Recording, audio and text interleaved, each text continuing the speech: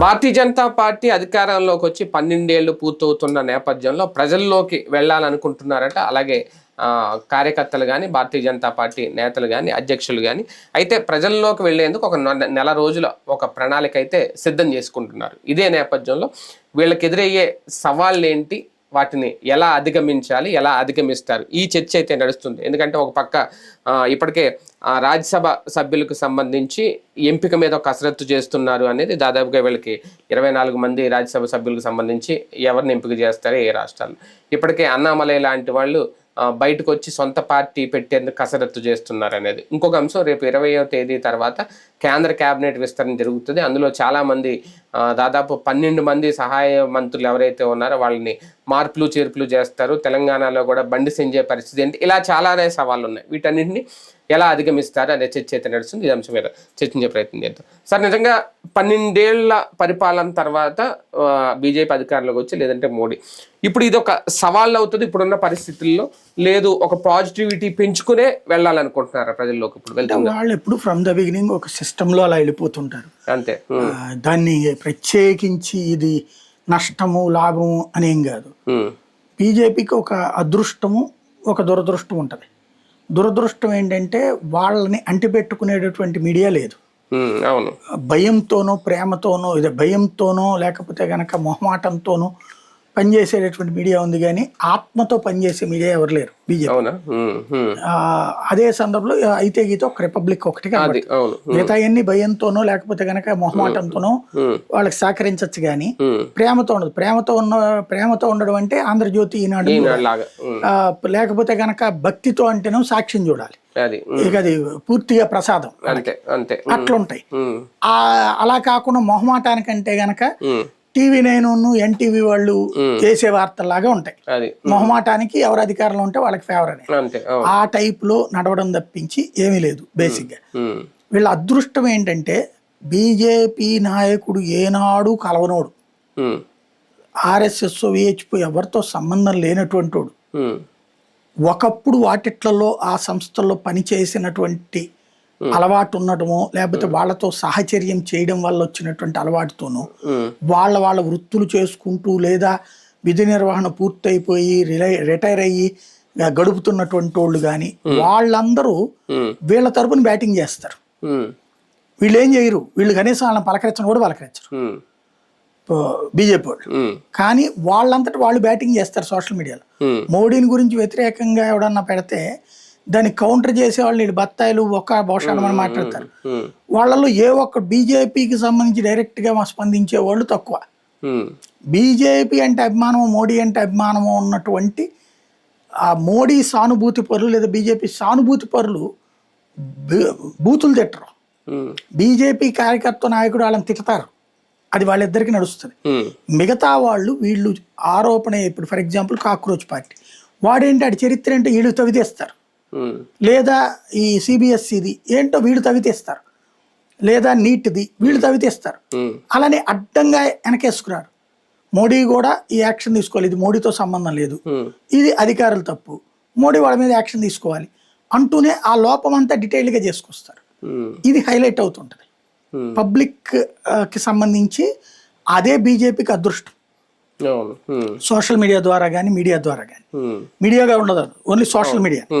అదే రాబోయేటటువంటి రోజులలో ఎంత వాళ్ళకి వీళ్ళు ఒక రకంగా మ్యాటర్ ఇస్తున్నట్టు, అంతకు మించే ఉండదు. అంటే ఇందులో ఈ 12 ఏళ్ల పాలనకు సంబంధించి వీళ్ళని ఏంటి అనేది ఒక పరీక్ష అన్న ఉంటుందా భారతీయ జనతా పార్టీకి వీళ్ళ పాలన మీద? ఏం లేదు. మీరు మొన్న అసెంబ్లీ ఎలక్షన్స్ అప్పుడు చూసాను నేను, రాష్ట్ర అధ్యక్షుడు ప్లస్ వీళ్ళు వచ్చారు. అదే గుంటూరు దగ్గర అట్లా వెళ్తున్నప్పుడు సభ సోన్సో సెంటర్లో అంటే అట్టించి అనుకో వెళ్ళాను. కరెక్ట్గా 12 మంది కింద ఉన్నారు. స్టేజ్ మీద నుంచి ఆయన మాట్లాడేస్తా ఉన్నారు ఒకళ్ళు, వినాయకుడు. అక్కడ 12 మందే ఉన్నారేంటి అని మాట్లాడకుండా వెళ్ళిపోవడం ఉండదు వాళ్ళకి. కార్నర్ మీటింగ్స్ అనే అలవాటు కమ్యూనిస్టులకి బీజేపీ వాళ్ళకి బాగుంటుంది. వాళ్ళ అభిప్రాయం, నువ్వు దారిని పోతా బస్సులో నుంచి వింటావేమో, ఆ పక్కన టిఫిన్ వింటావేమో, అక్కడే నా దగ్గరికి వచ్చి కూర్చుని కమిటెడ్గా ఉండని చెప్పరు వాళ్ళు. నా భావం వెళ్ళిపోవాలి అంతే, అది వాళ్ళ ధోరణి.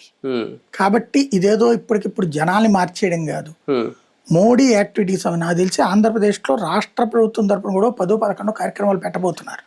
అంటే బీజేపీ పెడుతుంది, రాష్ట్ర ప్రభుత్వం స్పాన్సర్ చేస్తుంది, లేదా రాష్ట్ర ప్రభుత్వ మంత్రులు ఫైనల్ గా చంద్రబాబు కూడా పాల్గొనబోతున్నారు.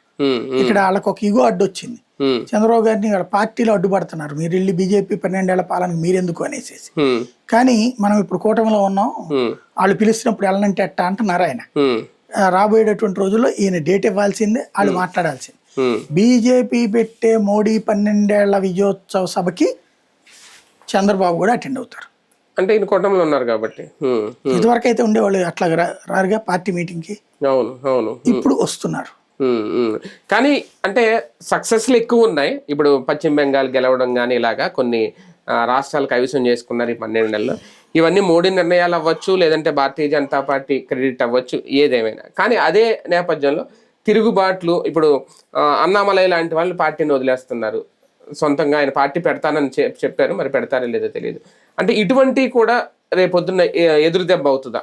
అంటే పార్టీ ఈ కార్యక్రమాలకి దానికి ఏం సంబంధం లేదు, అదొక రొటీన్. ఇప్పుడు ఇదివరకు ఉమాభారతి సీనియర్ మోస్ట్ నాయకురాలు, ఉత్తరప్రదేశ్ ముఖ్యమంత్రిగా కూడా చేసింది, మధ్యప్రదేశ్ చేసింది. కానీ ఆ తర్వాత మోడీని వ్యతిరేకించింది, ఏమన్నా సెట్ అయిందా? యశ్వంత్ సిన్హా, జస్వంత్ సింగ్ ఇట్లాంటి వాళ్ళు చాలా మంది వ్యతిరేకించారు. అద్వానీకి బాగా క్లోజ్ గా ఉన్న వాళ్ళు వ్యతిరేకించారు, అయితే కాలగర్భంలో కలిసిపోయారు. ఇంకోటి అక్కడ విషయం ఏంటంటే బీజేపీలో తిరుగుబాటుదారు, ఇప్పుడు కాంగ్రెస్ లో తిరుగుబాటుదారులు ఒక గ్రూపు, అనుకూలం ఒక గ్రూపు. ఈ అనుకూల గ్రూపుల్ని కాపు కాసేటట్టు అనుకూల గ్రూపులకి ఆటోమేటిక్ సహకారం ఉంటుంది, వ్యతిరేక గ్రూపులకు కూడా వీళ్ళే కాపు కాస్తుంది, కాంగ్రెస్ పార్టీని ప్రోత్సహిస్తుంది. ఎందుకంటే ఇద్దరు నాకాళ్ళ దగ్గరే ఉండాలన్నది. బీజేపీలో అట్లాంటిది కుదరదు. బీజేపీలో నువ్వు వ్యతిరేకించో పక్కపో, రైట్, మమ్మల్ని తిడతావు తిట్టు బయట నుంచి, నో ప్రాబ్లం. ఇంకోటి ఏంటంటే బయటికి వెళ్ళి బాగుపడ్డటువంటి వాళ్ళు ఎవరు లేరు. యశ్వంత్ సిన్హా, జస్వంత్ సింగ్, ఉమాభారతి వీళ్ళందరూ ఎవరు బాగుపడాల. కళ్యాణ్ సింగ్ ఇట్లాంటి వాళ్ళు అందరూ కూడా, యడ్యూరప్ప కూడా బయటికి పోయాడు, గాలి జనార్దన్ రెడ్డి బయటికి పోయాడు. కాబట్టి బయటికి పోయినంత మాత్రం ఏమైంది, పార్టీ 4 రోజులు నష్టపోద్ది, దేవుంది నష్టం అంటారు. మనం అధికారమే పరమావధిగా బీజేపీ రాజకీయం చెయ్యదనేది వాళ్ళ అధినాయకత్వం లెక్క. మన పని మనం చేసుకుంటూ వెళ్తాం, ప్రచారం చేసుకోవడం చేతకపోతే చేద్దాం, దట్స్ ఎనఫ్. కొన్ని అగ్రెసివ్ నిర్ణయాలు కూడా తీసుకోబోతుందా బీజేపీ రేపు? కేంద్ర కేబినెట్ పునర్వ్యవస్థీకరణ, లేదంటే బీజేపీకి ఏం సంబంధం లేదు, మోడీ లెక్క. మోడీ బీజేపీ వాళ్ళని పిలుస్తాడు అంతే కదా. బేసిక్ గా అయితే జరుగుతుంది, ఎందుకంటే ఉత్తరప్రదేశ్, ఉత్తరాఖండ్ ఈ 5 రాష్ట్రాల ఎన్నికల్లో అక్కడ ముఖ్యమంత్రులు అవ్వాలని ఆశించి భంగపడ్డోళ్ళు చాలా మంది ఉన్నారు. అలాంటి వాళ్ళని జాతీయ రాజకీయాల్లో, పశ్చిమ బెంగాల్లో కూడా కొంతమంది అవకాశాలు ఇవ్వడం, బెంగాల్కి పెద్దగా ఉండకపోవచ్చు నేను అనుకోవడం. ఎందుకంటే బెంగాల్లో సువేంద్ర అధికారికి పెద్ద పోటీ లేదు అక్కడ, లేదా అక్కడ ఉన్నటువంటి మాజీ కేంద్ర మంత్రులు ఉన్నారు, వాళ్ళని తెచ్చుకోవచ్చు ఇక్కడికి. పెద్ద మార్పులు అంటే భారీగా ఉండవు. అంటే కొంతమంది దాదాపు ఒక 12 మంది ఎంతమందినో కేంద్ర సహాయ శాఖ మంత్రులు కూడా తొలగిస్తారు, అందులో బండి సంజయ్ లాంటి పేరు కూడా ఉంటది అనేది. బండి సంజయ్ తొలగిచ్చేస్తారు, శ్రీనివాస్ వర్మ తొలగిచ్చేస్తారు అనేది మన స్పెక్యులేషన్. తొలగిస్తారా, యాడ్ చేసుకుంటారా? కొంతమందిని పార్టీకి పంపించారు ఆల్రెడీ, మొన్న 2 కేంద్ర సహాయ మంత్రుల్ని పార్టీకి పంపించారు అధ్యక్షులు, ఆ ప్లేసుల్లో తీసుకుంటారని చూడాలి. అంటే అవి ఏమన్నా బొజ్జగింపు నిర్ణయాలేమో, అంటే అది కూడా తిరుగుబాటు అవుతారు రేపు పొద్దున్న. ఇప్పుడు అన్నామలై లాగా బయటికి రారా? అలా జరిగింది. అన్నామలై నాకు తెలిసి బయటికి రావడం అనేటప్పటికి అతను ఏంటంటే పార్టీ వాడు కాదు అది. ఇప్పుడు కిషన్ రెడ్డి, బండి సంజయ్, శ్రీనివాస్ వర్మ మీరు బలవంతంగా మెడబట్టికి బయటికి గెంటేసినా సరే బీజేపీ ఆఫీస్ నేనని చెప్తారు. వీళ్ళెవరు బీజేపీ ప్రాణాలు, వీళ్ళు ఏమీ లేని రోజున కూర్చున్నారు, అన్ని ఉన్న రోజున కూర్చుంటారు, ఏమీ లేని రోజున కూర్చుంటారు. మళ్ళీ ఈ అన్నామలైలు వీళ్ళందరూ కూడా టెంపరీ బ్యాచ్, అంటే బయట నుండి వచ్చారు, వాళ్ళు ఒక ఎమోషన్ తో వచ్చి అదే దాంట్లో కంటిన్యూ కావాలి. అయితే ఏమంత విశ్వాసర్మ లాగా ఉంటారు, సువేంద్ర అధికారిలా ఉంటారు, త్రిపుర ముఖ్యమంత్రి లాగా ఉంటారు. ఇదే మన దాని పేరేంటది వీళ్ళది ఉంది కదా కమ్యూనిస్టుల రాష్ట్రం కాదు, త్రివేంద్రం కాదు, దాని త్రిపురనే కదా, కాదు కేరళ. మొత్తం 3 రాష్ట్రాలు కదా, మాణిక్ సర్కార్ ముఖ్యమంత్రిగా చేశాడు కదా.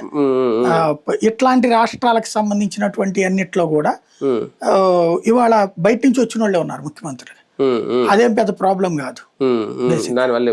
కానీ రాజ్యసభ సభ్యుల ఎంపిక విషయంలో కసరత్తు చేస్తుందా బీజేపీ, లేదంటే సర్దుకుపోతుందా? వాళ్ళు ఆల్రెడీ పక్క, మీకు ఒకటే బీజేపీ ఆర్భాటం, మనం వెళ్ళి వినతి పత్రాలు ఇవ్వడం, నాకు ఇవ్వమని చెప్పడం, అట్ట ఇస్తే అసలు రాదు.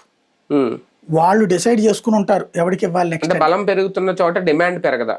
డిమాండ్ ఎప్పుడు ఉంటుంది, కానీ బీజేపీలో ఒక నిబిడీకృతమైన క్రమశిక్షణ ఉంటుంది. ఉమ్, మీరు ముఖ్యమంత్రి పదవి దగ్గర ఎక్కడైనా గొడవలు చూస్తున్నారు. ఇప్పుడు నిన్న కర్ణాటకలో వచ్చే వాళ్ళు ఎంత రచ్చ, ఉమ్, పరమేశ్వర్ది ఒక రచ్చ, ప్రియాంక ఖర్గేది ఒక రచ్చ, సిద్ధరామయ్యది ఒక రచ్చ, ఉమ్, డీకే శివకుమార్ది ఒక రచ్చ. ఉమ్, మళ్ళీ డీకే శివకుమార్ ముఖ్యమంత్రి అయ్యాక 10 సార్లు అక్కడ తిరగడం.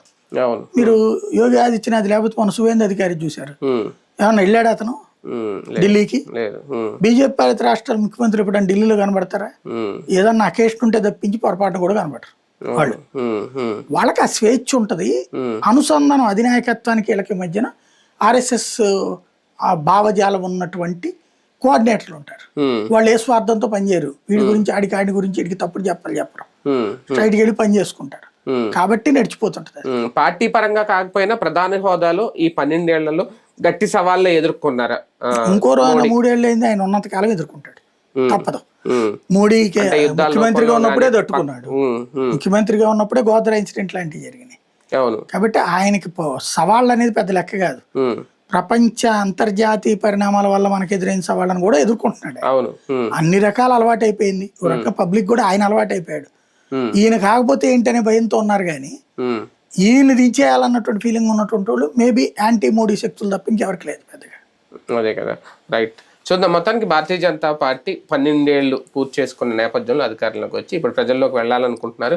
ఒక ప్రణాళిక కూడా ప్రచారానికి సంబంధించి సిద్ధం చేసుకుంటున్నారు. మరి తర్వాత ఎలాంటి మార్పులు వస్తాయి ఏంటి, ఎంతవరకు ముందుకెళ్తుంది భారతీయ జనతా పార్టీ విషయంలో వేచి చూద్దాం.